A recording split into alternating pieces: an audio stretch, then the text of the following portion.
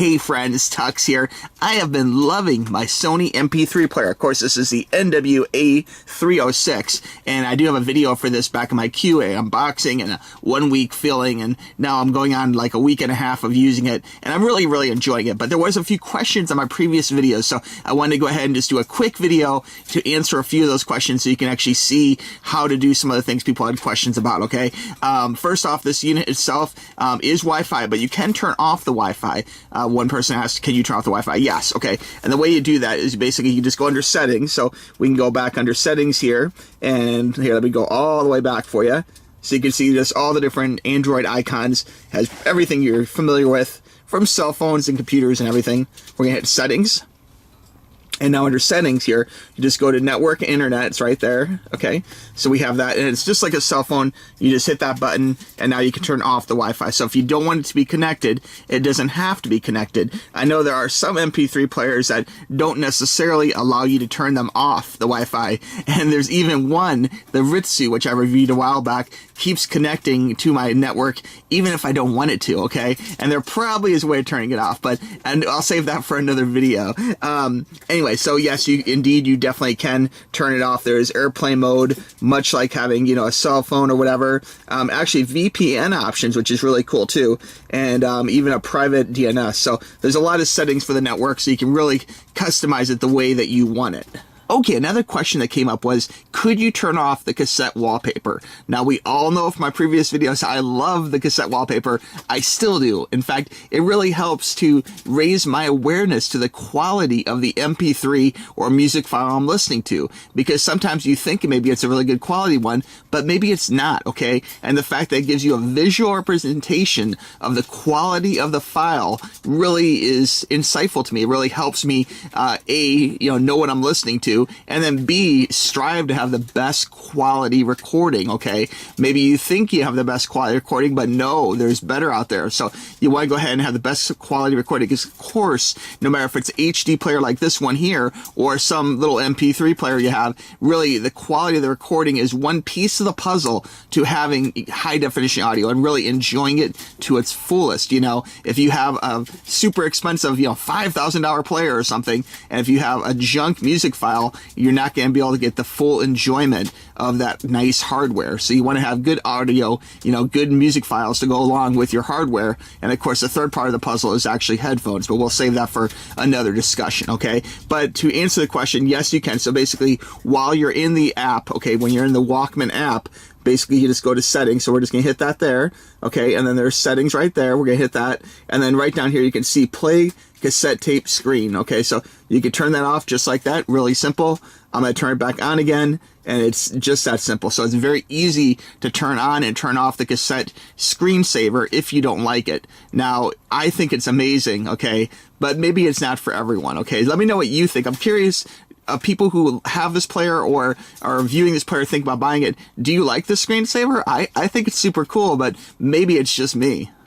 Now, people have asked about battery life, and there's a lot that goes into that question, okay? And to really get the best understanding of it as best we can on this video, if you go under settings, you can take a look, and there is actually a spot here for battery. And you can see right now, it does tell you, it's very cut and dry at 64%, and I have about 5.5 hours of listening time left, which is actually really good. If you think of a flight from Miami to LA is about 3.5 hours or so. That's more than enough time to actually board the plane, have it take off, full flight, get off the flight. You still have battery left for listening to music at the airport. So I think it's a good long time, but there is things that feed into it. Keep in mind that if your batteries are running low, okay, you can always, if you dim the screen a little bit, if you play it a little bit softer with the volume not cranked so much, if you don't have the screensaver, the cassette screensaver playing all the time, if it is like a blank screen, there's so many things that can actually help,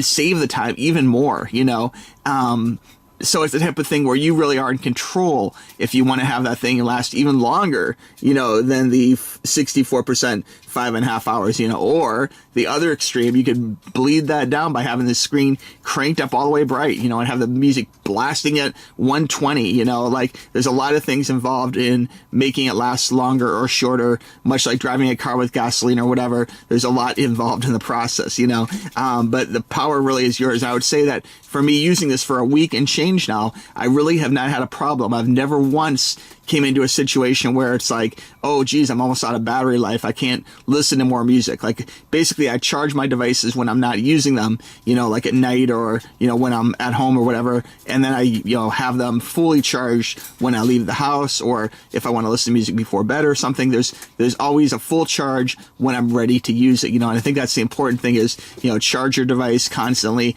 make sure it's fully charged. But again, there is things you can do to help reduce the battery drain. Now, I did make a comment in my previous video about the volume, and I thought it was a little odd and a negative, that the volume seems to default to volume like 50. Because at volume 50, halfway up, you really can't hear it that well. It's pretty light. I mean, that feels way too soft to me. In fact, I listen to my music more in the 90 to 120 range, and so I really find it strange that they actually, have it softer. Now, one person did comment that different countries have different rules of engagement when it comes to, what is the standard volume, not hurting kids' eardrums or whatever, and that's a good point, like you don't want to hurt your hearing, so always be safe, always do what you think is right for you as an individual, but I do find it cool that they actually have the volume go up to 120, because maybe that's their way around it, that way 50 can be one volume, that can be kind of soft. That's really more like 30 or something, but instead of stopping at 100, it goes to 120, Plenty of volume though. I've not had a problem with this being able to drive both in-ear monitors like these here, or full-size, headphones. And if you have a favorite headphone, please let me know in the comments below what headphones you like using with it. But this thing has plenty of power, and it will definitely, blow your mind, if you will, with great music, at loud volumes, despite if you're using, in-ear monitors or if you're using full-on headphones. Now, one thing I didn't mention is that the screensaver, besides being able to tell you, what quality of MP3 it is based upon, the actual, what type of cassette is being shown, it does actually change the artist, and it does change the song title too. You can see it's like typed right up there up top. So if you wanted to, like if you really want to be creative or something, you can make a mixtape. Like remember mixtapes back in the day? You could make a mixtape for, for your girlfriend or someone, and you could go ahead and call it something, or have a special name of the mix or something like cartoons or summertime songs or whatever you want to call it. But it does by default actually show like the name of the artist and the name of the song. But of course with the MP3 editor, you could easily edit any song to say anything. So you could, give it a nickname or, some kind of slang name or something, but it's fun that you could actually edit that to say something, whatever you wanted it to say, no matter how crazy it might just be. But I find that is a really cool touch actually. Okay, another viewer asked, is it worth it? Is expensive Sony unit like worth the money? Because there is cheaper units out there, and if you're listening to, your most basic MP3 that you downloaded from iTunes or, you got from, YouTube rip or something, or you ripped it yourself from your, CD player in the computer or whatever, is it worth it, to have a high definition player, and I find that at least for me, yes, it does cause me to be aware of the quality of the actual source material, so it's the type of thing where, if you like music a lot, the reason why I love high definition music is the fact that, there's songs you've heard a million times, and again, you'll catch little things, and sometimes it's been so amazing to me, like I'm so mind-blowing that I will stop a song and I'll be like, take it back, I'll rewind it back and listen to a spot again. I'm like, oh my God, at 193, I'd never heard that before. And these are songs you've known for your entire life, so, and the bands can be dead even, and the fact that there's things in these original recordings that with a, trained ear and, the right equipment, and the right attention to listening to it, and not all the sounds around the world, like cars honking at you, or, kids screaming at you, or whatever, it's like, if you're actually paying attention, you'll find new things in the music, and that's no, BS or whatever. That is the honest truth, that a quality recording, makes a big difference. Think about, looking back to like an old VHS tape with like little dots and lines and stuff or whatever, and compared to like a new Blu-ray or, high definition Blu-ray or whatever. It's like, there's a big difference in video quality, and that's something you can see, and you might not think you care. Like maybe before Blu-rays, when you're a little kid playing with a VHS tape, if you're that old, like me, I remember VHS, like maybe back when you're playing VHS, you thought this is the coolest thing ever, until you actually seen a DVD, so it's the type of thing where until you really experience it, it's hard to judge if it's worth it to you or not. But if you're a music lover, the fact that when you listen to music in high definition, you actually hear strange little things, like the way they hit a note, the way the bass, do they hit it hard or not? Like you hear like little screeches and little weird music ticks that you never ever noticed before. And I find that so worth it, guys. The fact that, there's things that they say you never can watch. Like if you have a favorite movie or favorite, book or something, you can't reread your favorite book and be surprised again. It's kind of harder. It's the type of thing where you can listen to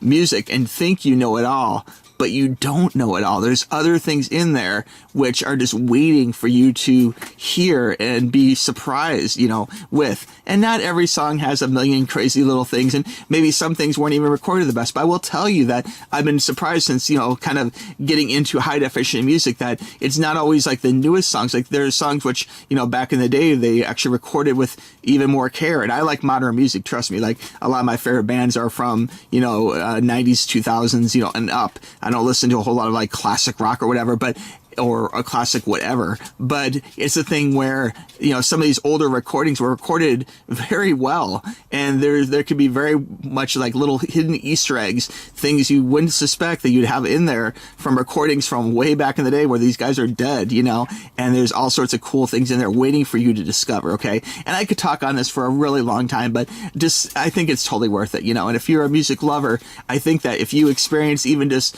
one of your favorite songs giving you something back that you never expected before, it will be well worth the price of admission. And finally, another viewer asked me, is this player worth it? Like, what makes this player, this teeny little player, so special? Like, why is there a lot of hype on this player? And the reason why is, not only does Sony have a heritage of the Walkman, being their baby essentially, it's the fact that you're getting a lot of amazing tech in this unit that usually is reserved for players which are much more expensive, 2-3 times more expensive. So the fact that Sony has said, you know what, we're going to give back. We're going to give music fans this amazing experience of this little player, this teeny little player with these amazing features, in a price point which is, maybe high for some, but well lower than other comparable players, and that makes it really special. The fact that they've really raised the bar, and they've upset the status quo of what is expected in a player, which is, under $1,000. Like this player here is, again, there's Sony players that are, $1,900, like, $2,000 or $1,000, like double, triple, quadruple the price of this player. And this player packs an amazing punch for the price. It's a huge value, and in fact, it's really giving HD music to the masses, where a lot of kids would not want to spend $2,000, on a MP3 player. They'll spend it on a phone that plays music, but it's not as good, and sure, I listen to Sirius satellite radio on my cell phone too, and it sounds pretty good, it sounds okay, but you don't get those little things that you get off of HD music. You don't get those little amazing little things you discover about the way they hit a string hard or not, or, the way something didn't like quite connect right, or maybe there's a note which sounded on, a bad car, stereo, just sounded like, oh, it sounded okay, everything's monotone or whatever. But when you play in HD, you're like, whoa, like that bass, they hit that note wrong, and you notice these little things. So anyway, guys, I think it's well worth it. Let me know what you think. It's a cool little player, not the most money in the world. I'll have a link down below for you. Click that link. It's available right now on Amazon, and it has been available for a while, actually. So now is the time, guys. Strike while the kettle is hot. Order this thing off Amazon. get yourself one. Give it to someone you know who's into music, and make an amazing gift for someone, you know, who's into music. The fact that you're getting this, you know, great HD music player, you know, for this small amount is Sony's gift to music lovers everywhere. Okay.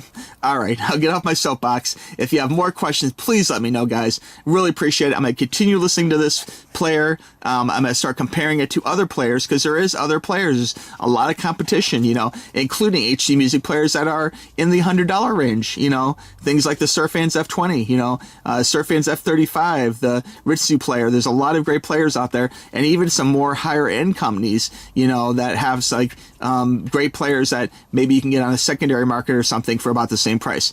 Is it worth it to buy this brand new Sony? Okay, that is the question, and I will have more information about that in an upcoming video, but let me know what you think. Okay, all right, friends, thanks for watching. Click the link.